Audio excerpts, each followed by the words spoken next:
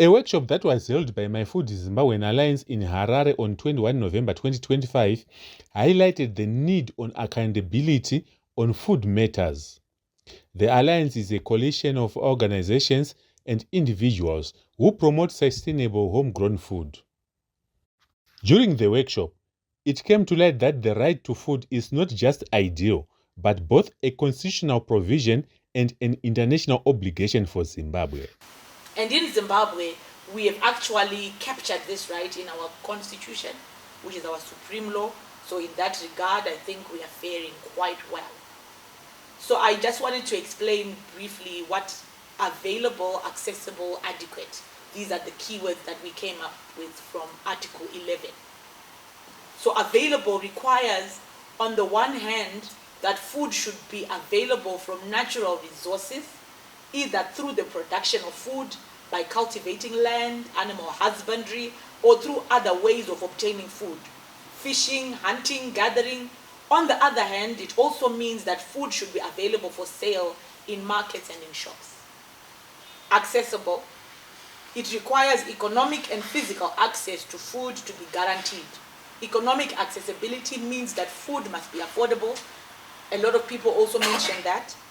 Individuals should be able to afford food for an adequate diet without compromising on any other basic need, such as school fees, medicine, or rent.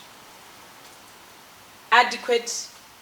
The food must satisfy dietary needs, taking into account the age, living conditions, health, occupation, sex, etc. of the individual.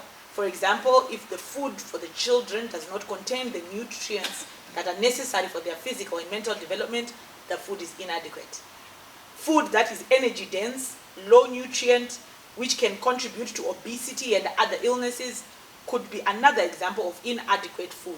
The Alliance sees the need for interpreting policy. The first one is to empower the rights holders so that they know the obligation of the state and also their obligation. Like Nyasha clearly highlighted in the morning, that the right to food should not be confused with the right to be fed, right? So we all have obligations. The state has an obligation, the rights holders have an obligation. So we also need to empower our rights holders or the communities that we serve, so that they're also aware of the kind of responsibilities and the obligations that they have. And then the second reason is for transparency and good governance, which underpins the whole social accountability framework, is to achieve transparency and accountability. Communities are now able to check on their right to food. Reporting for IGM TV News is Steve Ephraim in Harare.